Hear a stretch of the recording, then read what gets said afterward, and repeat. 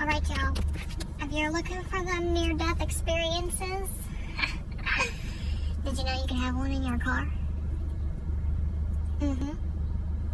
Get you a handful of dust while you're driving, so that you can sneeze 6 times and have no control of your eyes closing, and woo! I'm going over a bridge. Achoo!